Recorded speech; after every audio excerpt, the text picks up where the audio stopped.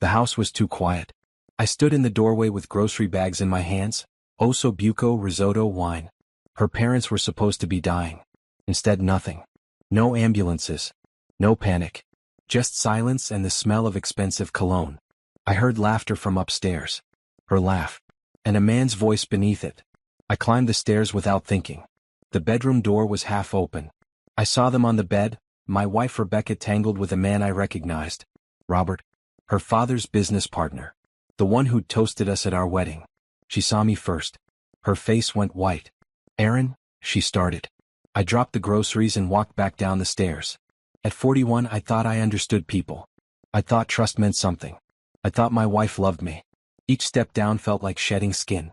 By the time I reached the car, I wasn't the same person who'd walked in with flowers and hope. I was someone colder. Someone who understood that mercy was a luxury I could no longer afford. She'd lied about the emergency. She'd lied about her parents. She'd lied about everything. But what came next, that would be the truth she couldn't escape. I drove home through traffic, my hands steady on the wheel, my mind already mapping out the destruction.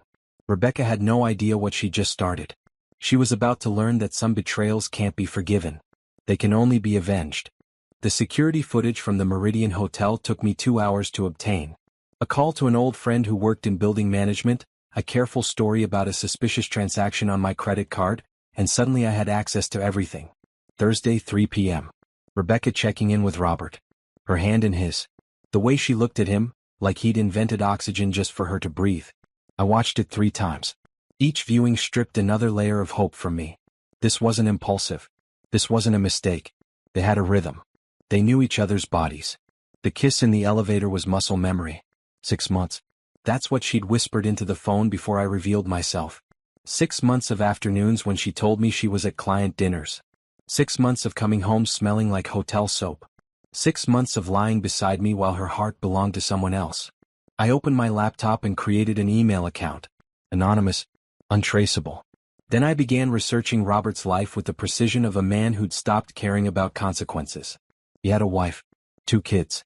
A mortgage on a place in Connecticut that probably cost more than my annual salary. His business depended on reputation. Discretion. The kind of trust my wife had just demolished. My fingers hovered over the keyboard. 1 email. 1 attachment. 1 photo from that hotel footage. His wife would open it in the morning and his entire world would crack. But that felt too simple. Too quick. Rebecca was still upstairs, hiding in our bedroom. I could hear her pacing. She'd called Robert 17 times. He wasn't answering. He was probably at home, kissing his wife goodnight, telling her about his day, while she waited for a man who would never choose her. I smiled at the irony. Then I closed the laptop and waited for the real work to begin. Rebecca didn't sleep that night. I could hear her moving through the house at 2 a.m., opening drawers, closing them. She was packing. Quietly. Like she thought I wouldn't notice the sound of her life being divided into what she was taking and what she was leaving behind. I lay in bed and listened to the geography of our marriage being dismantled. By morning she was gone. A note on the kitchen counter. "I'm sorry. I can't do this anymore. I need time to figure things out." As if infidelity was a math problem. As if betrayal was something you solved with space and reflection. I picked up the note and burned it in the sink. Then I made my first call. Robert's wife, Caroline, worked in marketing. Her LinkedIn showed she was meticulous, the kind of woman who color-coded her calendar and kept her professional life pristine. I found her personal email through her company directory. The message was simple. "I think you should know the truth about your husband. Check the Meridian Hotel security footage from Thursday, 3 p.m. His credit card. Room 412. You deserve to know who he really is." Then I attached the screenshots I'd captured. I sent it at 8:47 a.m. By noon, Robert's phone was exploding. I knew because Rebecca kept checking hers, waiting for his call that never came. His family was imploding. His wife had probably already consulted a divorce attorney. His kids were asking questions he couldn't answer. But Rebecca still didn't know I'd done it. She was too busy waiting for Robert to save her. That afternoon, I made my second call, this time to Robert's business partner. A casual conversation about concerns I'd heard regarding Robert's judgment and reliability. Nothing provable. Just seeds planted in fertile ground. By Friday, the rumors were already spreading through their industry like poison. Rebecca finally called me. Her voice was shattered. "Where is he?" she asked. "Why isn't he answering?" Maybe, I said carefully, he's busy dealing with his marriage falling apart. The silence that followed was so complete, I could hear her breathing stop. What did you do? She whispered. What you should have thought about before you decided to destroy everything. And then I hung up. She came back on Saturday morning. Not to apologize. Not to beg. She came back because she had nowhere else to go. Robert's wife had frozen his accounts. His business partner had quietly distanced himself from their joint ventures. The man she'd risked everything for was now fighting for his own survival, and suddenly I didn't matter anymore. I was just the only shelter available. I watched her from the kitchen as she sat on the couch, phone in hand, refreshing news feeds and social media. Nothing public yet. But the damage was already spreading through the channels where it mattered. Whispered conversations at industry dinners, carefully worded emails between colleagues, the slow erosion of reputation that happens when people stop returning your calls. I need to talk to you, she said finally. Okay. Things are complicated. His family situation is his fault, I finished. Not mine. She flinched. You did something. I know you did. I poured myself coffee and sat across from her. For the first time since I discovered them, I really looked at my wife. She was pale. Her fingernails were bitten to the quick. There were dark circles under her eyes that no amount of sleep would erase. Rebecca, do you know what infidelity is? Don't. It's not just the physical act, I continued. It's the lie. It's the decision, every single day, to choose deception over honesty. It's looking someone in the eye and promising them forever while you're already planning your escape. She started to cry. I didn't plan anything, she said. It just happened. No. It didn't just happen. You chose it. You woke up every morning and chose to betray me. You chose to humiliate me. You chose to destroy this marriage brick by brick, and the only reason you're sitting here now is because your alternative fell apart faster than you expected. Her phone buzzed. She looked at it and her face went even whiter. Robert's wife hired a forensic accountant, she whispered. She's found money. Transfers. He's been funneling cash for months. She thinks, her voice broke, she thinks he was planning to leave her. I stood up and walked to the window. The sad part, I said quietly, is that he probably was. Until yesterday. Until his entire world collapsed and suddenly staying became easier than leaving. Behind me, I could hear her sobbing, the broken sound of someone finally understanding the weight of their choices. But I felt nothing. The man I'd been before would have comforted her. Would have held her through this. That man was dead. And what remained didn't know how to forgive. Monday morning, Robert's business partner called an emergency board meeting. I knew about it because the news spread through the industry like wildfire, a senior executive stepping down amid personal circumstances. Translation. He was being pushed out before the scandal could fully break. Rebecca didn't leave her bed that day. I'd moved into the guest room. We existed in the same house now like ghosts, occupying the same space but completely separate. She'd stopped calling Robert around Sunday. His wife's forensic accountant had found everything. The hotel bills, the jewelry purchases, the conversations about their future together, that Robert had apparently promised but never intended to deliver. He was a coward, I realized. The kind of man who wanted the thrill of infidelity without the consequences. Who wanted two lives without sacrificing either one. Rebecca had believed in him because she was desperate to believe in something that justified her own betrayal. Tuesday, I sent an anonymous tip to a journalist I knew at the Times business section. Not about Rebecca and Robert's affair. That was private, however humiliating. But about Robert's financial irregularities. The transfers his wife's accountant had found. The pattern of behavior that suggested someone covering tracks. By Wednesday, the story was being investigated. Rebecca finally came downstairs.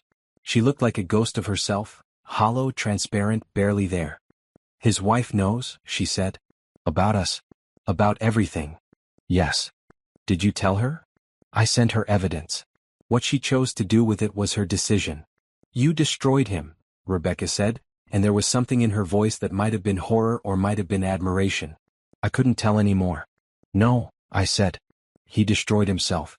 I just made sure he couldn't hide from it. She sat down at the kitchen table. For a long moment, neither of us spoke. What happens now? She asked finally. I looked at my wife, this woman I'd promised forever to, who'd promised me the same lie, and I realized I didn't know the answer. The revenge part was almost complete. Robert's life was dismantling in real time. His marriage was over. His business was collapsing. His reputation was being systematically destroyed by the very people who'd once considered him a peer. But standing in my kitchen looking at Rebecca's broken face, I understood that destroying him hadn't healed me. It had only proven how broken I'd become. I don't know, I told her honestly. I genuinely don't know anymore. And that terrified me more than anything else. The Times article ran on Friday with the headline, "Local Executive Under Investigation for Financial Fraud." They didn't mention Rebecca. They didn't mention me. They just laid out the facts, the transfers, the discrepancies, the pattern of behavior that suggested someone systematically moving money through shell accounts. Robert's lawyer issued a statement denying everything. No one believed him. I watched Rebecca read the article on her phone, and I saw something shift in her face. Not relief. Not satisfaction. Just the slow recognition that what we'd both set in motion couldn't be stopped anymore. She'd packed a bag by evening. "Where are you going?" I asked, though I already knew. "Away. I need to think. I need to understand how we got here." "We got here because you chose to," I said. "That's the only answer you need." She flinched but didn't argue. At some point, argument requires the energy to defend yourself. She had none left. I drove her to a hotel, not the Meridian but something smaller, quieter. A place where no one would know her name or her story. She sat in the passenger seat with her hands folded in her lap, staring out at the city passing by. "I loved you," she said as we pulled up to the entrance. "No, you didn't," I replied. "You loved the idea of me. You loved the safety I represented. You loved having someone to come home to while you were busy falling in love with someone else. But you never loved me. Not really." She didn't deny it. That night, alone in our house, I realized something that made my chest tight. I wasn't happy. The revenge I'd orchestrated with such precision hadn't made me feel vindicated or powerful or even satisfied. It had just made me hollow. Robert's marriage was ending. His career was ending. His reputation was being systematically dismantled by people who'd once called him friend. And I'd done it all. But sitting in my empty house, I understood that I'd destroyed something in myself in the process. The man who could forgive. The man who could move forward. The man who believed that love meant something. That man was gone. Replaced by someone who understood, too late, that revenge is a poison you drink expecting someone else to die. My phone buzzed.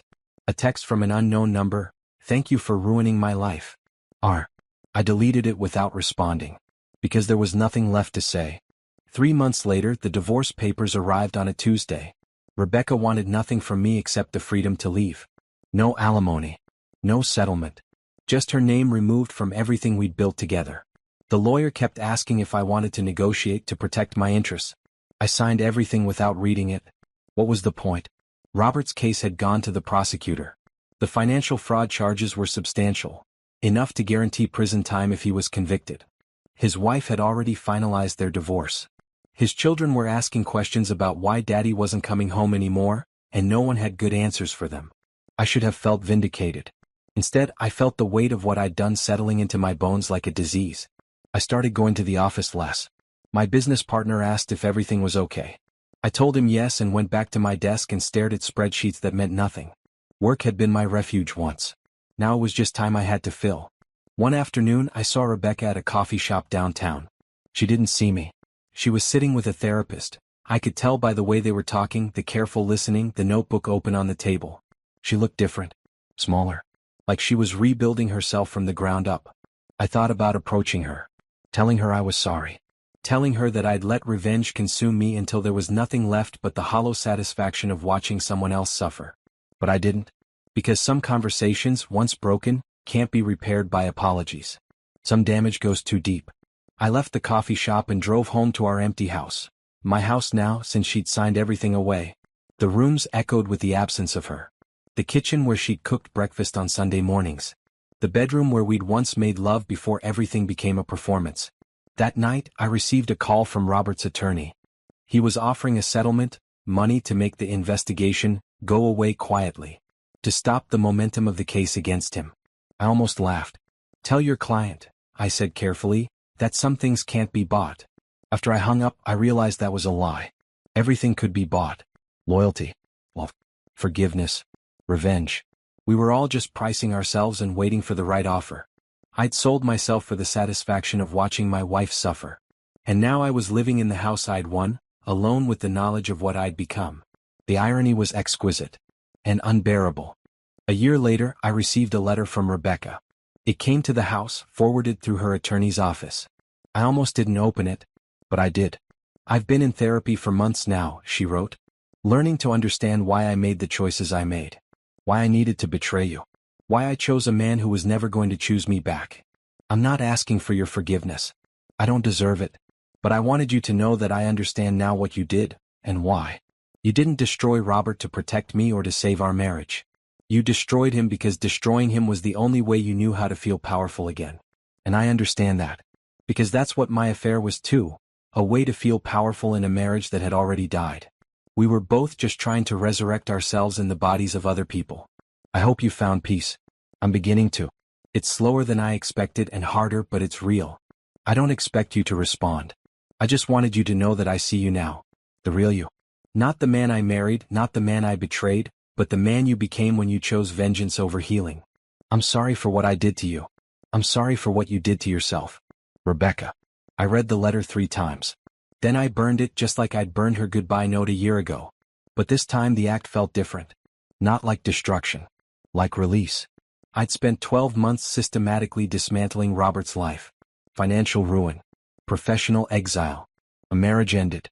Children confused and hurt by a father's choices. And yes, Rebecca had suffered too. The guilt, the shame, the understanding that the man she'd risked everything for had never intended to catch her when she fell. I'd won. But winning had cost me everything. The man I'd been before, the one who believed in loyalty and forgiveness and the redemptive power of love, was dead. Not killed by Rebecca's infidelity. Killed by my own choices. By the decision to respond to betrayal with systematic destruction instead of honest conversation or clean separation. I walked to the window of our empty house and looked out at the city. Somewhere out there, Robert was preparing for trial. His lawyers were fighting charges that would likely send him to prison. His children were asking questions he couldn't answer. His ex-wife was rebuilding her life with the bitter knowledge that she'd married a man who was never really hers. And I was here. In this house that felt like a mausoleum.